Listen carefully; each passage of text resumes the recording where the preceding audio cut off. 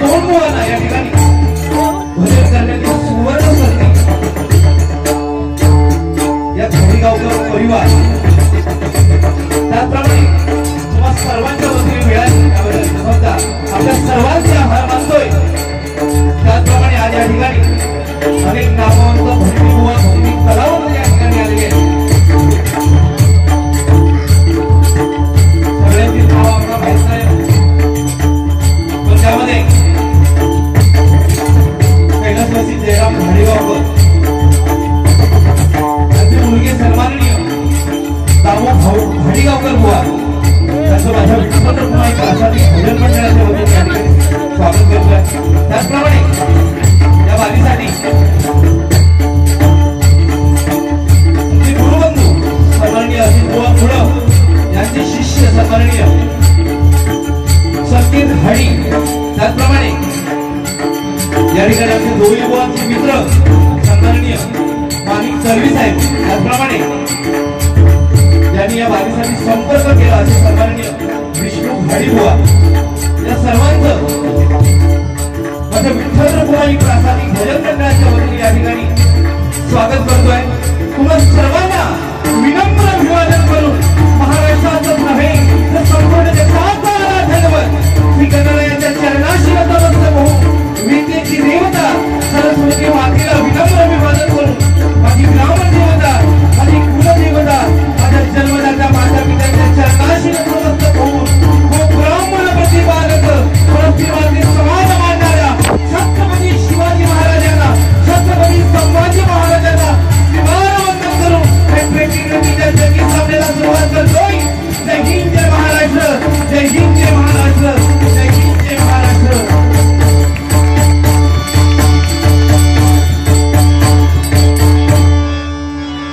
धन्यवाद। बरोबर आज वास्तूमध्ये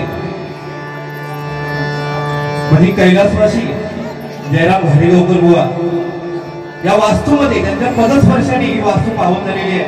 या वास्तूमध्ये आमच्यासारख्या बुवांना या ठिकाणी भजन करण्याची सुवर्ण संधी मिळते म्हणजे खरोखर बघा आमच्यासाठी भाग्याची गोष्ट आहे। एकदा या घाडेगावकर परिवारासाठी आणि ह्या तीनही वाडीसाठी एकदा जोरदार टाळ्या।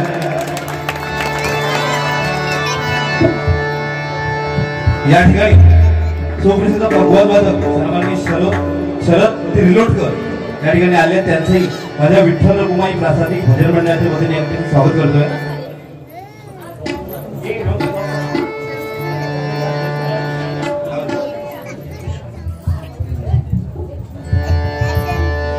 या ठिकाणी भगवत वादक सन्माननीय सिद्धेश भाडी यांचे माझ्या विठ्ठल रखुमाई प्रासादिक भजन मंडळाच्या वतीने स्वागत करतोय।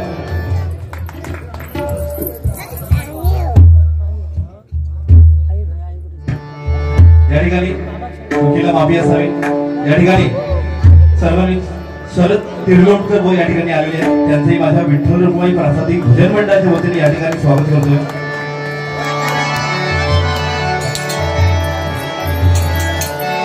त्याचप्रमाणे सुप्रसिद्ध भजनी बुवा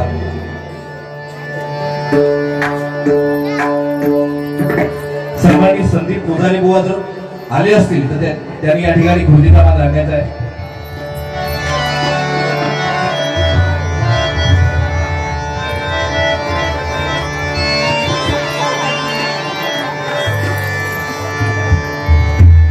या ठिकाणी बुवा जवळजवळ 6:30 वाजले वेळेचा बंद कारण नियमावली लिहिली आहे की तुमचा माझा त्या सगळ्यांना लागू बरोबर ना। फक्त ह्यो बाजूत जो बसलेलो हा त्याच्यासाठी फक्त नियमावली आहे।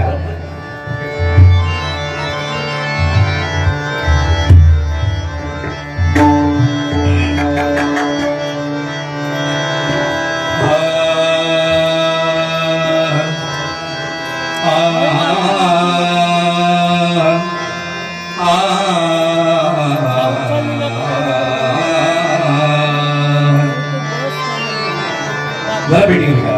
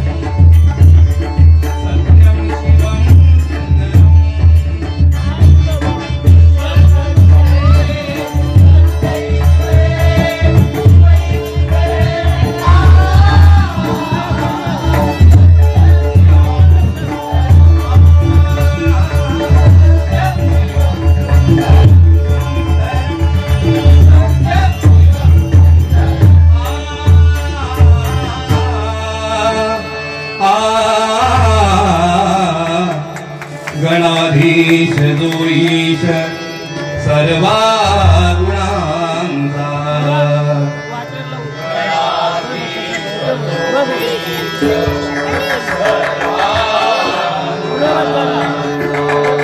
गणाधीश दोईश सर्वा गुणांचा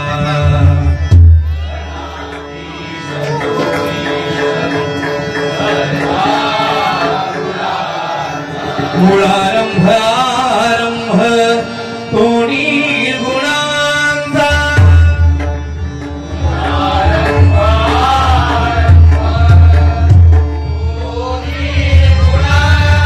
मूळारंभ आरंभ तोणी गुणांचा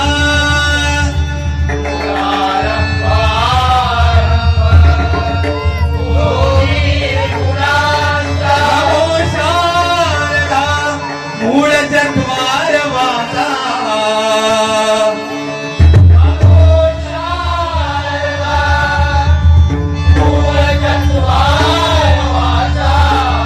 गमो पंथानंद या राघवाचा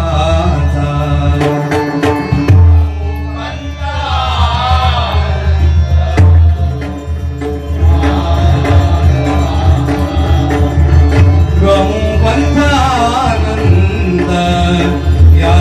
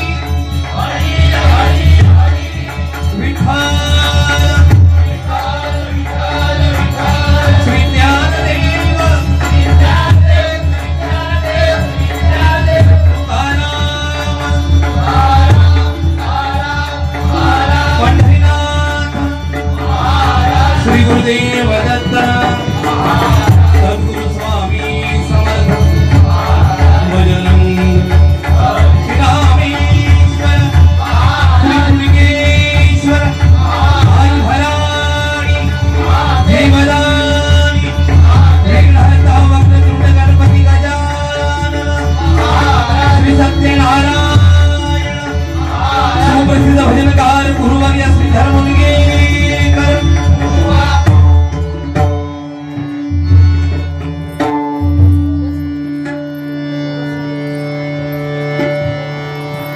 कोरसना जरा मॉनिटर मध्ये द्या. हॅलो धन्यवाद.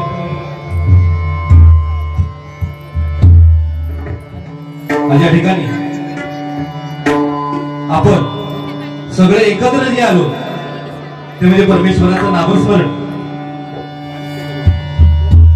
कारण कसं आहे बघा, मुळात आपलं संपूर्ण भजन हे रामकृष्ण हरी या मंत्रावरती अवलंबून आहे. रामासारखा आचार, श्रीकृष्णासारखा विचार आणि हरीचा उच्चार जर आपल्या मुखामध्ये असेल तरच आपण या कलियुगाचा भवसागर पार करून पहिलं तरी जाऊ शकतो. तर बघा, रामासारखा आचार आणि श्रीकृष्णासारखा विचार सध्या आपल्याला झपात असं वाटत नाही, बरोबर? रामासारखा आचार म्हणजे काय? रामासारखा आचार म्हणजे संकट काळामध्ये शांत राहणं, संयमी राहणं, हसतमुख राहणं म्हणजे रामासारखा आचार. अहो, दुसऱ्या दिवशी अयोध्येचा राजा म्हणून शपथ घेणारा प्रभू रामचंद्र आदल्या दिवशी वडिलांच्या आज्ञेच्या खातर 14 वर्ष वनवासाला जातो. आपल्या वडिलांचं वचन पाळतो. आज आपल्या मुलांना जर सांगितलं, एखादी गोष्ट जर सांगितली, किती ऐकतील? सकाळी सांगितलेली गोष्ट संध्याकाळपर्यंत विसरणारी आजची आपली पिढी आहे बघा. रामासारखं आचार बघा सध्या आपल्या झेपण्यासारखं नाही. श्रीकृष्णासारखे विचार, श्रीकृष्णासारखे विचार म्हणजे काय?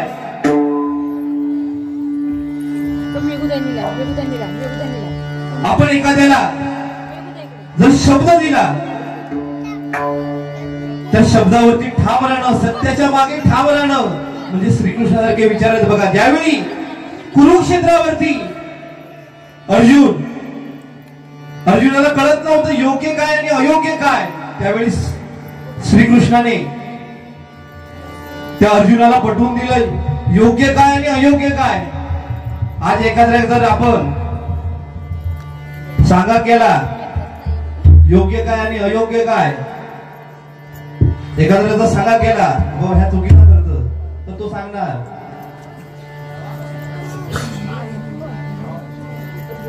काय सांगणार? इलो मोठं शिकवणार बरोबर ना. म्हणून एकात्र बघा आजकाल सांगण्याची पण सोय रवलेली नाही. म्हणून बघा शेवटी राहिला तो म्हणजे हरीचा उच्चार. हरीचा उच्चार बघा. राम राम राम राम म्हणताना राम राम या मंत्राचा, हे राम राम या मंत्रामुळे वाल्याचा वाल्मिकी झाला. एवढी ताकद बघा या राम मंत्रामध्ये, या हरी मंत्रामध्ये आहे. म्हणून बघा सध्या मोक्ष प्राप्तीचं साधन म्हणजे हा हरीचा उच्चार आहे आणि त्यासाठी हे भजन आहे. मुळात बघा आपला हा मनुष्य जन्म, आपला हा मनुष्य जन्म भजन कीर्तन नामस्मरणासाठी झालेला आहे. मनुष्य जन्माला येताना बघा 3 ऋण घेऊन जन्माला येतो. एक म्हणजे परमेश्वराचे ऋण, दुसरे म्हणजे संतांचं ऋण आणि तिसरं म्हणजे आपल्या आई वडिलांचं ऋण. परमेश्वराचं ऋण काय? परमेश्वराने आपल्याला हा मनुष्य रूपी देह दिला. संतांचं ऋण काय? तर त्यांनी आपल्याला अभंग दिले. आणि आपल्या आई वडिलांचं ऋण काय? तर त्यांनी आपल्याला हा जन्म दिला. आता हे ऋण फेडायचं कसं? कारण एखाद्याला ते जर 5 रुपये जरी घेतले तर ते आपल्याला फेडूचे लागतं. कोण आजकाल बघा 5 रुपये पण सोडत नाही. परंतु हे ऋण फेडायची कशी? त्यासाठी हे भजन आहे. या भजनामध्ये बघा आपण परमेश्वराचं नामस्मरण करतो, परमेश्वराचे ऋण फेडले जाऊ शकतात. या भजनामध्ये आपण संतांचे अभंग गातो, संतांचं ऋणही फेडले जाऊ शकतं. आणि आपण जे भजन करतो त्याचं पुण्य आपल्या आई वडिलांना मिळतं. त्यामुळे आपल्या आई वडिलांचे ऋणही या भजनाच्या माध्यमातून फेडू शकतो. एवढी या भजनामध्ये ताकद आहे बघा. या ठिकाणी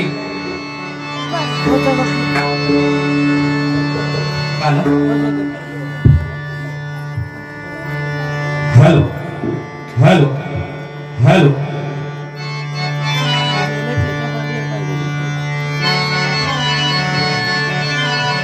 हॅलो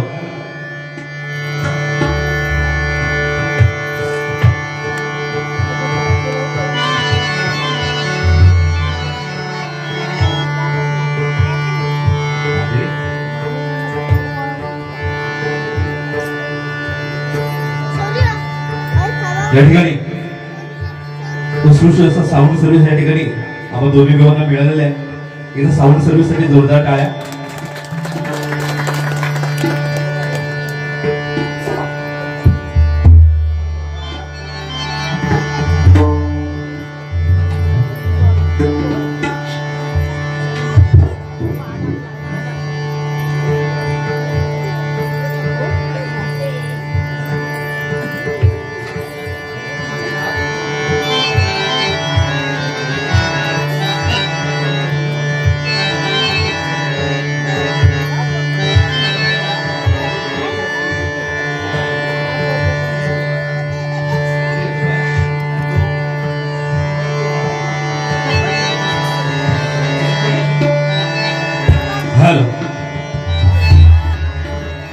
बरेचसे युट्यूब वाले या ठिकाणी हजर आहे. मग आज जगापर्यंत पोहोचवण्याचं सामर्थ्य यांच्यामध्ये आहे. अशा आमच्या युट्यूब वाल्यांचा या ठिकाणी धन्यवाद देतोय.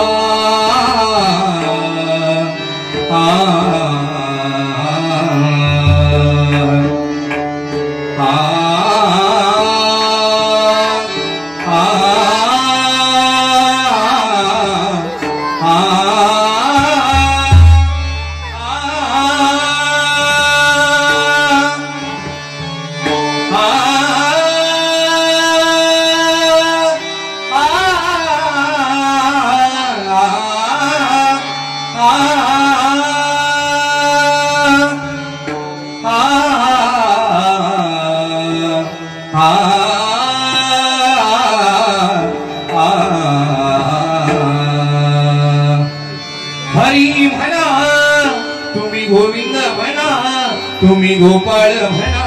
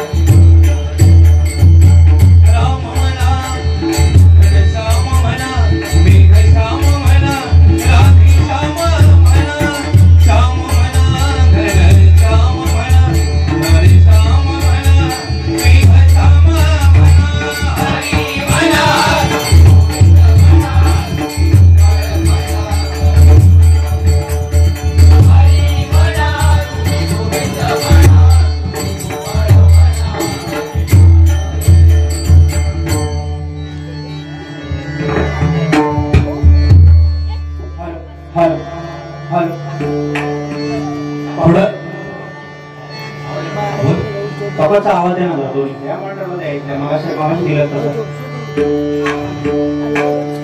ओपन करा जरा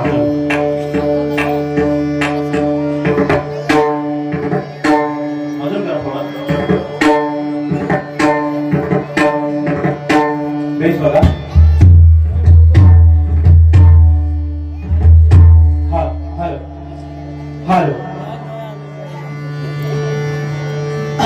पापाजी म्हणे बघा स्तुतीकरण आपण करतोच गणपतीचा असतो देवीचा असतो शंकराचा असतो पण आज बघा काळाची गरज आहे जशी की छावा पिक्चर आलाय बघा छावा चित्रपट आला संभाजी महाराज कसे होते यांसारख्या बऱ्याचशा इतिहासातील गोष्टी जनमानसांपर्यंत पोहोचल्या असा छत्रपती संभाजी महाराजांची गाथा तुमच्या समोर सादर करण्याचा प्रयत्न करतोय प्रसंग असा आहे की औरंगजेब हताश होऊन बसलाय आपल्या शामियान्यात कारण छत्रपती शिवरायांच्या मृत्यूनंतर औरंगजेब जो दक्षिणेत उतरला त्याचा मनसुबा एकच की आता सगळी दक्षिण आपण काबीज करणार परंतु छत्रपती संभाजी राजांनी त्याला एक नाही दोन नाही तीन नाही तब्बल 9 वर्ष त्याला पुरता झुंजत ठेवला होता त्याला पुरता हैराण करून सोडलं होतं एका सुईच्या टोकावर राहील सुईच्या अग्रभागावर राहील एवढी ही जमीन छत्रपती संभाजी राजांनी त्या औरंग्याला घेऊ दिली नाही हा औरंग्या एकदम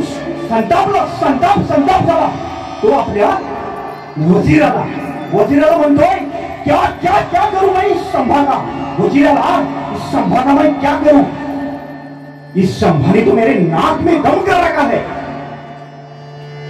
औरंगजेब त्याच्या वजीराला म्हणतोय की हा संभाजी ज्याला मी माझ्या शाही दरबारात आग्र्याला एवढा छोटा असताना बघितला होता हा एवढा सुरमा सरदार कसा झाला जो माझ्या सगळ्या जाबाज सरदारांना परास्त करतोय काही केले ऐकत नाहीये मग त्याचा वजीर काय सांगतोय बघा छत्रपती संभाजीराजे कसे होते त्याचं वर्णन आहे का शिव शुभंकर रणधुरंधर धर्म भास्कर रुद्रशंकर धाकटा युगंधर शूर संभाजी राजा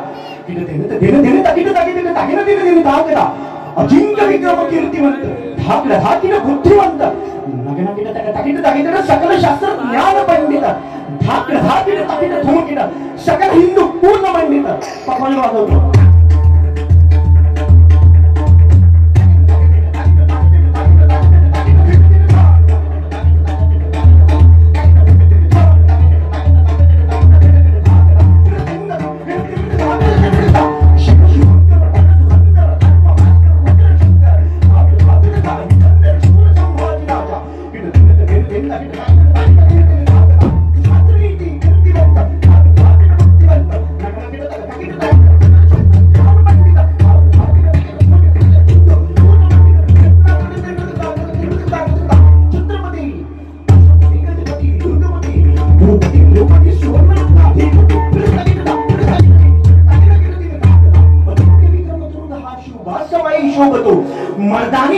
देऊनी जिवंत वाद फाडितो वीज तलवारीची हाती देऊन या धावतो सिद्धी निर्गमित सत्ता हातहुनी जोडितो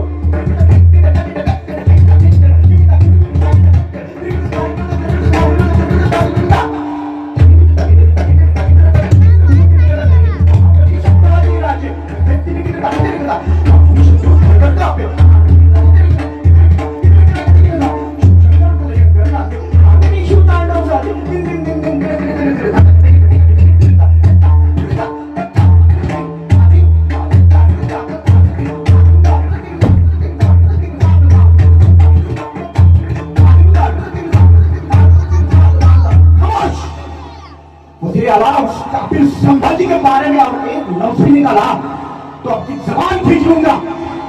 औरंगजेब संतापला, या संतापाच्या भरात त्याने आपल्या मस्तकावरील ताज जमिनीवर पडला आणि तो म्हणतोय जिस दिन तक इन मराठों के साम्राज्य का इन मराठों के भगवे का नामो निशान नहीं मिट देता उस दिन तक ये ताज अपने सर पे नहीं चढ़ाऊंगा। अरे पण कसलं काय हा औरंगजेब इथे या महाराष्ट्राच्या मातीतच मेला मराठ्यांनी त्याला सवतीत पळ करून सोडला। छत्रपती संभाजी राजांच्या मृत्यूनंतर हा औरंगजेब भगव्याचं नामोनिशान मिटवायला जो चाललेला अरे साक्षात देवाने दिवसातून 2 वेळा ही सृष्टी भगवी करण्याचा निर्णय तो घेतलाय। सकाळी सूर्य उगवताना आणि संध्याकाळी सूर्य मावळताना ही संपूर्ण सृष्टी भगवीमय होती। तर हा औरंगजेब काय असे अल्लाउद्दीन खिलजी कितीतरी आले तरी त्यांना बाप जन्मच शक्य नाही अशा स्वराज्याच्या धर्माच्या रक्षणासाठी स्वतःच्या प्राणांची आहुती देणारे छत्रपती संभाजी राजांच्या चरणी मानाचा मुद्रा।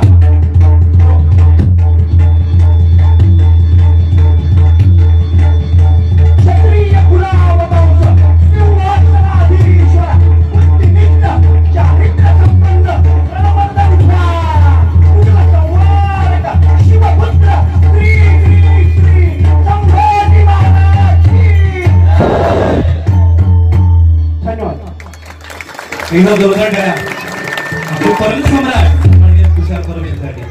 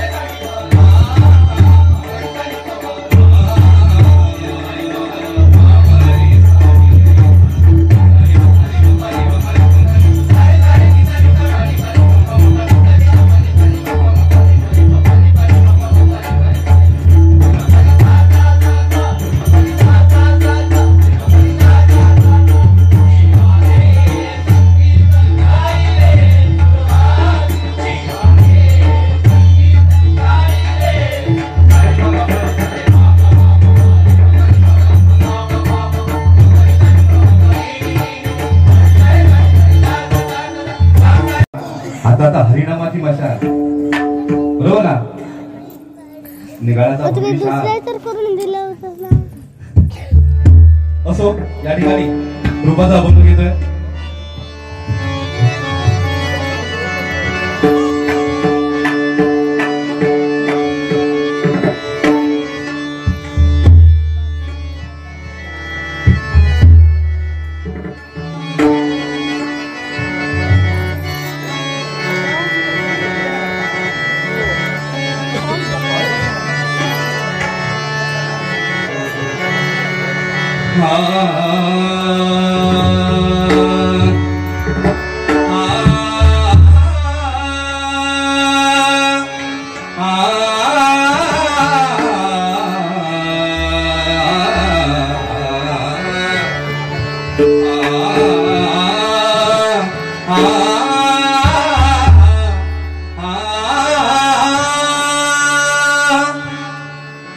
सात सुरांची केली प्रार्थना, सात सुरांची केली प्रार्थना.